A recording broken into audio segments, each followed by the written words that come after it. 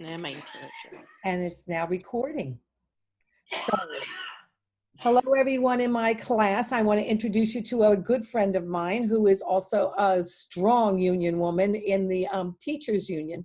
And I'm going to ask her a few questions about what it's like to be a union member, being on strike, and just very briefly, but she is a great teacher and a great friend and a really strong co-chair on her West Valley UTLA union. So Jill Hagan, here you are. This is my great class. And just so you know, Ms. Maffei, she was my instructor, and I got a labor studies certificate from LA Trade Tech. So I just want to let you know I've taken several of her classes, and I know what an awesome teacher and instructor she is. Oh, well, thank you. Okay, so now let's go to, you were on strike. Yep. Why did the teachers go on strike? What was the situation leading up to teachers to go on strike? Because let me just add, we've just been talking about PATCO and how the public employees are not supposed to go on strike, and teachers went on strike before they even recognized as unions. But what happened here in LA, and how strong is LA teachers union? Well, we went on strike just about 2 years ago. It was like the middle of January of 2019. And we have about 30,000 members. So we're the second largest teachers union in the country. Wow. And we had been without a contract for over a year. And during this time, this is when we got a new superintendent come in, who was a guy who didn't have a teaching background. He had a corporate background. And we were trying to move forward, and there were negotiations. They went all the way through PERB. They did all this, but it still wasn't working. So we gave them a cutoff, and it still wasn't working. So we had a vote, I think right before the winter break, and it didn't work. Beginning of January, we came back, still wasn't moving forward. So our leadership had a strike authorization, and we went on strike for 6 days. And by the way, this was the rainiest 6 days in Los Angeles, kind of like in the last 5 or 10 years. So when we were out on strike, we were out on strike. There were 30,000 of us. We have about 600,000 kids. So we started striking around the schools. So we would go through the schools and strike in the morning. And I think we only had about 10% of kids going to school. This is where the family supported us, the community supported us, and that was where we really felt supported by the community, I think, for the first time in a long time. So we would strike in the morning around the school, and we had lots of drums and things like that, and we're dancing in the rain. We had signs, we were picketing, and very few, but at the same time, we were welcoming our kids. We didn't want our kids to feel that they were the problem. And so we were still cheering the kids and making sure that they felt welcome. We didn't ever want the kids to feel that there was any kind of antagonism. So Jill, can I ask, what were the issues that you kept on trying to negotiate to achieve that LAUSD was not willing to what pushed the union to go, let's strike because we're getting nowhere? What were those issues? It was 1 year without a contract. It was, we wanted a class size reduction. We had some classes over 40, 45 kids. We wanted limits on testing. We wanted more counselors, nurses, school psychologists. That was really what we were really saying, that we need more support for our students. And we ended up, do you want me to tell them what we ended up getting, or what do you want me to go? We ended up getting a 6% raise. We ended up getting lower class sizes. More nurses, counselors, and librarians. That was a big one, to have a librarian, especially a lot of the high schools don't have librarians. And we also wanted to have a cap on charters, which is more of a state legislation thing. I can talk to you about that a little bit. So it was 6 days of being out in the rain. So we would go ahead, and in the morning we would picket. Then we would head downtown, which I'm in the valley, so it was kind of a hike to get down there. And then we would meet down there and have big rallies, and there was, several thousand of us. Maybe you remember this from the news and all these people. And we would have big rallies, and then we would march from City Hall over to UTLA building, which is down there. And so we would be down there, and then we would head back over to over to my school, and we would do it again in the afternoon. So we were busy. It was a full-time job just to be on strike. It really is. It really is. And how was And the camaraderie on strike? What was it it was like? it was really great. We had one teacher who lives really close to our school, and we would meet there in the morning and have coffee, and people would bring us coffee and bagels, and the community and parents. Oh, parents were so supportive. They were amazing. So we would meet there and then get our coffee, and then we would go over on strike. And my school is huge, so we're huge. So we had to go like around the whole school. It wasn't a little elementary school. So we were marching around in the rain, and we were going, and we had drums, and we'd be out on the corners on the busy streets. So it really did increase the camaraderie, because when you're out there for 6 days and it's really cold and it's really wet, you need to have something greater than just yourself that you're going for.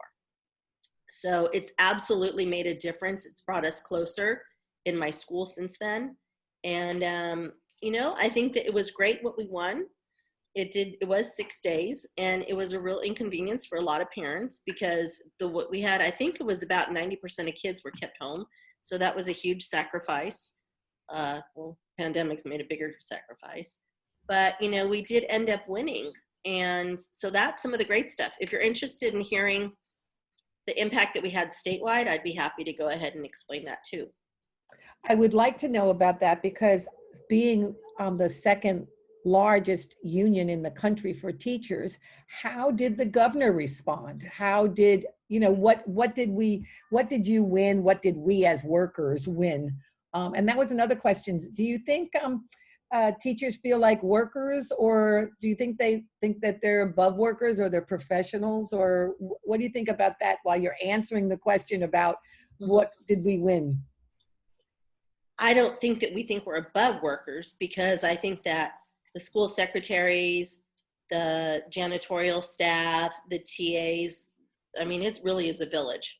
And even our administrators, even then, they have their own union too. I don't think that we think that there's really a difference, but at the same time, educationally, yeah, I mean, I am a professional. I have my bachelor's degree, I have my master's degree, I have a teaching credential in history and in English, and I have my administrative credential. Each of those is very expensive. I still have $15,000 in student loans from years ago. So in terms of being a professional, it's not like I can just walk in one day and say, hey, I'm a teacher. And I think before I didn't understand what teaching was. I kind of came in under an emergency credential, and I didn't understand what teaching really is, the art of teaching. I didn't understand that. And I think that's where a lot of people think, well, anybody can teach. And I used to think that until I was a teacher. So, right, that's why. So easy, yes. Right. And so that is the art of teaching. That's why I am a professional. That's why when you first start off, it's so difficult. So I absolutely am a professional. But the teachers didn't feel that they were too professional to go on strike, because their issues were pretty basic. I mean, we're working class, but I'm a professional in terms of what I have to do to get to this status. Not just anybody can be a teacher if they don't go to these schools. Right. I mean, and so if you do, then yes, you can teach. But so the power of the teachers were able to do what politically? So politically, we did have the support of the governor. We had the support of the superintendent of instruction, California superintendent of education, excuse me. So what was going on during the negotiations, it was like our leadership, there was a lot of pressure to get this going on. And several bills had been stopped in the California State Assembly and the California State Senate dealing with charter schools, because the charter is a huge lobby. I don't know if you know, but in our most recent election, Scott Schmerelson, he was our school board member. We had people who were trying to get their own charter-friendly person in. They outspent us. The Walton family came in. Reese Hastings of Netflix, they were spending millions of dollars. Why would they do that? What's the importance of that to get a charter? I think I might have gone off because we asked about the state thing. It's because there is a movement to privatize public education. There's money to be made in public education, because instead of all the money going to the schools, if you can pay workers less, you can pay teachers less, then a lot of that money can go up to the top. And so that's why there's this constant race between public education and between corporations who want a piece of that money. And the corporations then are the ones that want the charter schools. It'd almost be like privatizing prisons, privatizing schools. Right. So that do you think they would then have more control over what's taught in the classes? Yeah, absolutely, because there's nobody to create. I mean, in our UTLA, we have chapter chairs at each school. We have 7 officers. We have 250 members of our House of Representatives. We have 50 board members. That's kind of like our Senate. We have different areas and 44 committees. So we have a lot of democracy going on. But if like when I was at a charter school, if there's no union, anytime someone starts to voice uh, things going against how it's supposed to be or how they say it should be, they can just get rid of you. But there's power, and that was what we saw. And so, kind of getting back, I know I kind of got off track. Getting back to politically, there were a couple of Senate bills that had been stuck in the California state legislature, and one was charter schools didn't used to have open meetings, and you couldn't have conflict of interest. So for instance, if I run a charter school, I can't have my own little consulting business over here that helps me to rent out buildings. There can't be conflict of interest between the leaders of a charter school. So that was Senate Bill 126. There was another one, which was Assembly Bill 1505. And it used to be that, let's say, Burbank School District could open up a charter school in Los Angeles. And so what that was is a district, they weren't connected in the same district. And so what this did is it said that a school board can say, we don't want charters anymore. And it also gives, if a charter doesn't serve special ed kids, which some charters, they don't, they're supposed to allow special ed kids, but some of them say, oh, you know what, you'd be a lot better served over at this LAUSD school over there. So it just gave a lot more teeth to get rid of bad charter schools. So politically, that were some of the wins, because we are so large, and that really did. And because we had so much support from the community, it wasn't just us, because we had parents, the community, that's what made the difference. And that's where the legislature went, oh, it's not just teachers. They have the students and they have everybody else supporting public education. So there was quite a bit of unity. That was pretty amazing to have the community come out and the kids stay home. Although, now a lot of them were there with their parents. So we didn't want kids walking off, but if they were there with their parents, then that was the parents' choice, and that was awesome too. So how are you feeling about being a union member? I know that you, union co-chair at your school. I know that you were involved in trying to get a union in at a charter school, and feel free to say a little bit about that. And you didn't mention the word free will, but like you said, they can get rid of you if you're creating any disruption. Right. At one point, I was at a charter school out in the Antelope Valley, and this charter school, I was kind of excited when I went out there because it was supposed to be a brand new charter. We were supposed to have all these great things going on. I thought, great. My friend was the assistant principal. I thought, oh, we're going to do great stuff. Well, within about a month or so, I found out that there was a lot of this double dipping and conflict of interest. And so I had gotten another job offer, and I was just going to be like, hey, do your thing. And I got a job offer, so I'm going to go.